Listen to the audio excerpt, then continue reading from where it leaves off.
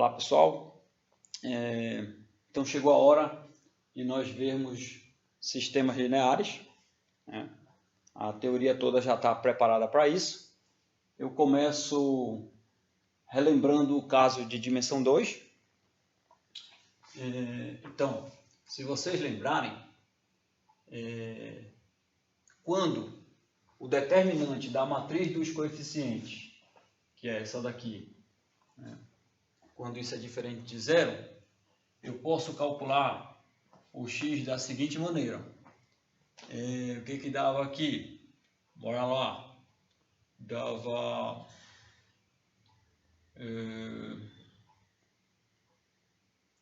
C vezes o A22 menos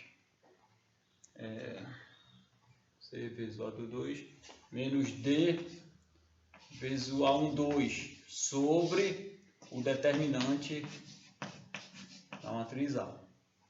E o y, que eu deixei como exercício, ele deve dar o seguinte, deve dar, vamos colocar ali,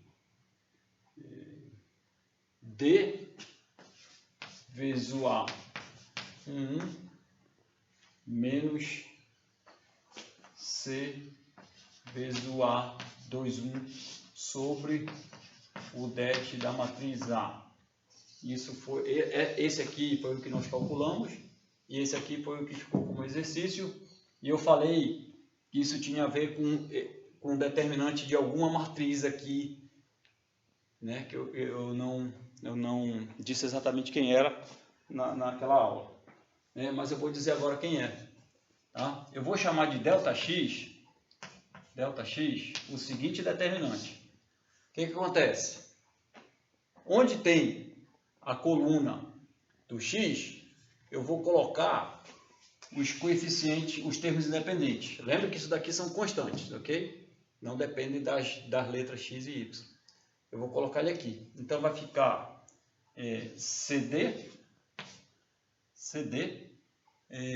e aqui eu mantenho o A12 e aqui eu mantenho o A22, certo? E ΔY eu vou chamar do seguinte determinante. No lugar da coluna que tem o y, eu vou substituir o CD aqui, então vai restar o A11, tá certo? E o A21, e aqui vai restar o CD. Ok? Então isso é um determinante. Quanto é que dá esse determinante? Vai dar esse ΔX, por definição, isso daqui é um ΔX e isso daqui é um ΔY. Vai dar C A22 menos D A12. E aqui, D vezes o A1, né, menos C vezes o A21. Na verdade, pessoal, isso é exatamente o que vai acontecer em qualquer caso, desde que o determinante da matriz A seja diferente de zero. Tá certo? Então, eu vou estabelecer logo uma notação aqui para manter o padrão que acontece aí na literatura. Eu vou chamar de delta o determinante dessa matriz A. Ok? Eu não vou mais usar aqui o parênteses, que já está claro que eu estou calculando o determinante da matriz A aqui. Tá? Portanto, com essa nova notação, eu tenho a seguinte solução. Solução do sistema. A solução é a seguinte: o x pode ser calculado através do ΔX sobre o delta. E o y pode ser calculado não, ele é igual a isso, né? Ele é igual a ΔY sobre delta. Tá certo? Isso é só uma anotação para ajudar a gente aqui, para evitar ficar escrevendo isso aqui. Não é aquele de discriminante lá da equação de segundo grau, não. Isso aqui é uma notação que a gente estabeleceu para ficar parecido com o pessoal usa na literatura. Certo? Esse aqui eu não preciso provar, porque nós já fizemos isso em alguma aula. Aquela aula que foi toda a motivação do negócio. Então, toda vez que o determinante da matriz dos coeficientes for diferente de zero, né, toda vez que isso acontece, eu posso usar esse processo aqui. E na verdade, pessoal, esse processo é geral. Tá? Eu vou fazer o caso dimensão 3, né? Caso A e J, caso da matriz A matriz dos coeficientes do tipo 3×3. Vamos lá. Esse aqui foi o caso da matriz dos coeficientes ser do tipo 2×2. Então vai ficar A11x mais A12y mais A13z, A21x mais A22y mais A23z, aqui igual a C, aqui igual a D, né? A31x mais A32y mais A33z igual a 1e. Isso daqui são constantes, são os coeficientes, são os termos independentes. Tá certo? Então a gente escreve o sistema de maneira adequada como notação matricial, né? Porque a verdade é que a solução está diretamente relacionada à teoria de matrizes e determinantes, nós já vimos isso, né? E agora nós vamos ver que isso daqui é geral toda vez que o det de A é diferente de zero. Então vamos lá. Quem é o nosso ΔX aqui? Vamos verificar se isso de fato acontece, né? O nosso ΔX, por definição, é excluir a coluna, no lugar da coluna do x, colocar os termos independentes de x. Então vai ficar C, D, E. E no lugar do y eu permaneço com os coeficientes originais.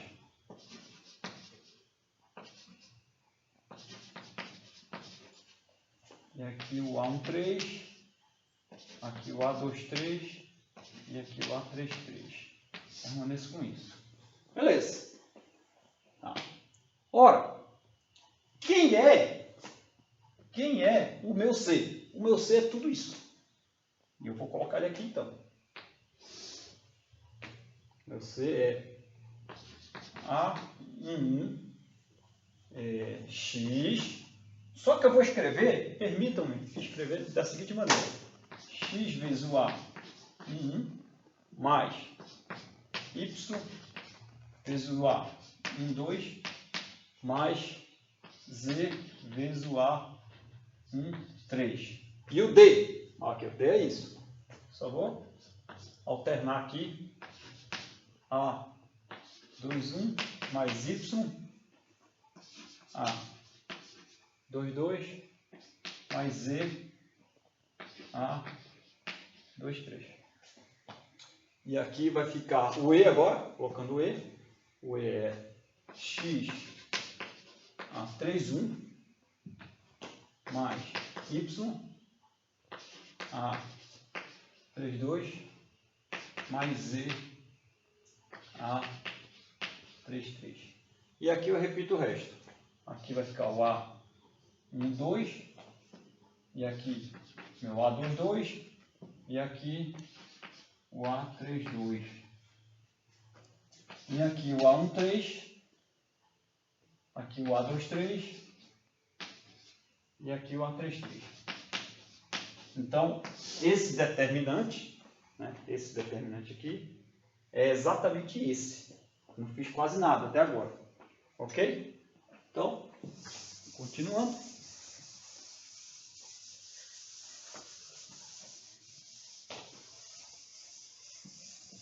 Eu vou ter o seguinte. Ora, pelas propriedades do determinante, eu sei calcular. Isso aqui é um determinante de ordem 3. Né? Eu vou usar as propriedades. Ao invés de calcular ele, eu vou usar as propriedades para ver como é que fica. Mas olha, se você lembrar, quando eu tenho uma coisa desse tipo, esse determinante é igual a x vezes... eu vou montar uma matriz, lembra? Teve um exemplo, eu vou montar uma matriz desse aqui, juntando com essas duas. Então vai ser x, aí o x vai sair, então vai ficar o A11, A21 e o A31. Eu vou completar com aquelas outras lá. A12, A22, A32. Ficou bem feio esse A32 aqui, né? A32. Aí agora o A13, o A23, o A33. Né? Mas quem? Aí agora eu vou fazer a mesma coisa. Esse aqui, né? Vou completar com aqueles dois lá. Aí o Y sai. Aí fica Y vezes A12, A22, A32, né? A12, A22, A32. Aí eu completo com esses dois aqui.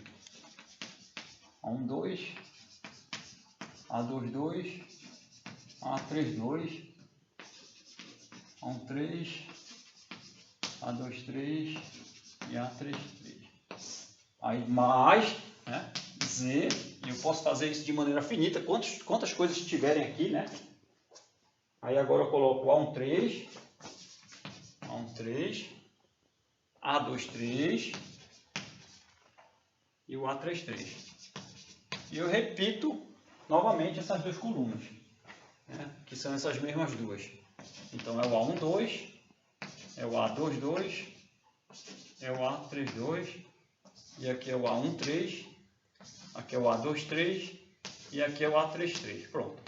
Então eu afirmo que esse determinante é equivalente a calcular aquele determinante é equivalente a calcular esses três determinantes. Isso aí foi uma propriedade que nós fizemos numa aula, numericamente, e depois nós fizemos genericamente. Lá eu fiz para 2 aqui, um alfa e beta, mas eu falei lá que vale para qualquer soma finita lá, essa propriedade, né? Beleza. E agora, então isso daqui foi por uma propriedade de determinante, certo? Propriedade de determinante. Aí agora, eu vou olhar para esse determinante aqui. Quem é isso daí? Isso é x vezes A1, A12, A13. A21, A22, A23. A31, A32. Opa! Exatamente o determinante da nossa matriz A. E agora eu vou olhar para esse determinante. Esse determinante, ele tem duas colunas que são iguais, né? Aí eu uso aquela propriedade. Se você tem duas filas quaisquer proporcionais, né? O determinante é quanto? 0. Beleza, então esse determinante todo aqui é 0. E esse aqui, ele tem essa coluna que é igual a essa. Novamente, a mesma propriedade. Então esse determinante aqui também é 0. Portanto, só sobra esse, né? Então, o que sobra, né? Portanto, o que sobra é que o ΔX é igual a x vezes o det de A. E isso implica que o x, né? Desde que o det de A seja diferente de 0, né? O x é igual ao ΔX sobre o det de A. Ou seja, aconteceu a mesma coisa que o caso de matriz de coeficientes do tipo 2×2. Tá certo? Então aqui eu estou assumindo que o det de A é diferente de 0. Né? Mas essa conta toda, obviamente, ela vale até aqui. Eu só usei que o det de A é diferente de 0 quando eu fiz essa passagem aqui, para passar ele para debaixo do denominador. Tá certo? Seguinte, se você refizer esse processo para o ΔY e para o ΔZ, né? O ΔY, você vai colocar esses coeficientes aqui no lugar da coluna do Y. E o ΔZ, esses aqui no lugar do ΔZ. E vai proceder da mesma maneira. Vai usar as mesmas propriedades. Né? Então, vou apagar aqui e vou afirmar isso aqui. Né? Analogamente,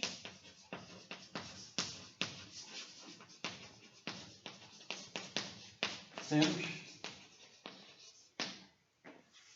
y é igual ao ΔY sobre o delta, que é o determinante de A, né? Isso aqui vamos chamar de delta. Ok? Está chamando de delta, né? Certo? Chamou já lá no início de delta. E o Z é o ΔZ sobre o delta. Pronto. É assim que calcula. Certo? E se vocês forem ver, a conta não vai mudar nada para o caso geral, né? Mas geralmente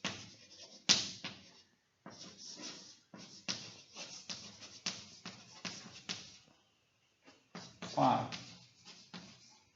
A igual a A e J do tipo N por N, né?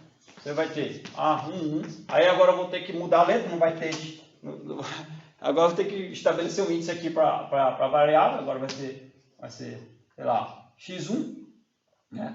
Aí é A12, x2, tá certo? E vai até o A1N xn, igual a sei lá, a um C1, né? Aí aqui vai ser A21,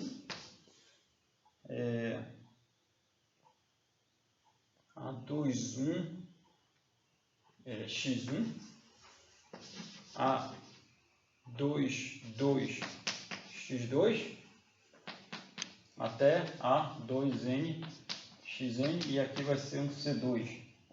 E aqui eu vou até o AN1 x1, AN2 x2, AN xn igual até um CN. Então, para esse sistema linear, faltou aqui a soma, né?